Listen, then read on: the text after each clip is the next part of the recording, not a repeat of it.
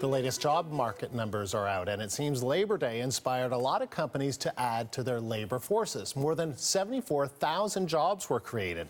That was enough to send the jobless rate to its lowest in almost 6 years. Jeannie Lee is here to walk us through the numbers. So, Jeannie, this is incredible. We were saying unexpected, way above what analysts were expecting. Exactly. So where was all of this job creation happening? It was apparently spread out across Canada, Andrew, where almost every province did add jobs.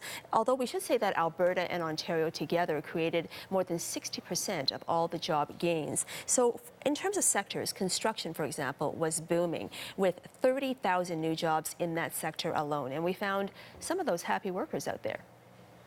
No, I'm 2 years here, so I just find a job, and I'm in. There's lots of work. We're crying for men to come and work for our company. It's booming. I think it's still booming.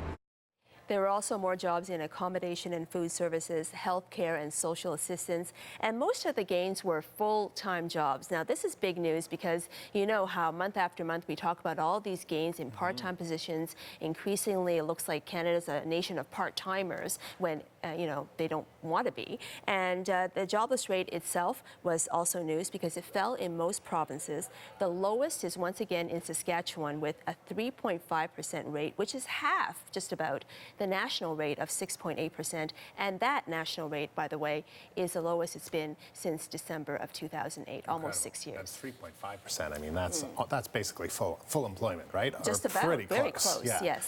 Now, the issue is with this, and we were talking about this during the break, and this is kind of interesting, but it's also makes you wonder, when you see such a wild jump, 74,000, which you mentioned 4 or 5 times what analysts were expecting, Exactly. It makes you question the numbers. Are these numbers accurate? Probably helpful to exercise a little more skepticism than normal, given what happened just 2 months ago. You know, the famous redo by StatsCan. It had to completely pull its July jobs report and re-crunch the numbers. Plus, if you notice, there really have been a lot of wild swings in the numbers. You're right. So we thought, okay, let's chart this. So here's a chart that we came up with every single month since the spring. You have one month of jobs are jumping. The next month, It's a teeter-totter. Yeah, seesaw, and then you have that blockbuster month of last month. So really, you start to wonder, you know, how true can this be? And the other thing that's raising eyebrows is the huge jump in private sector jobs, when the month before there was a huge loss of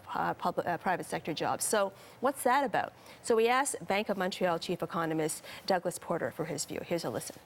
Well, as a standalone report, it's very impressive. You know, of course, we really have to wonder whether this report is accurate.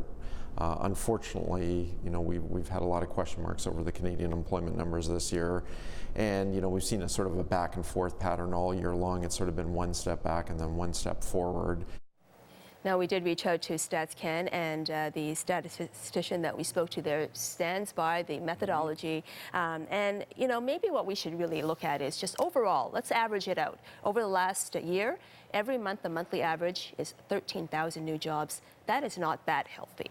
And, you know, it shows a market that is really struggling, just like a lot of the job hunters in that market. Speaking of markets and speaking of wild swings, we know that there are wild swings on the stock markets. Those numbers, they tell the truth. If you dare open your RRSP statement, yeah, you would know already. But here we are. The latest result is a drop of 110 points for the TSX Composite, but the market was down more than twice that much earlier, so a little bit of recovery.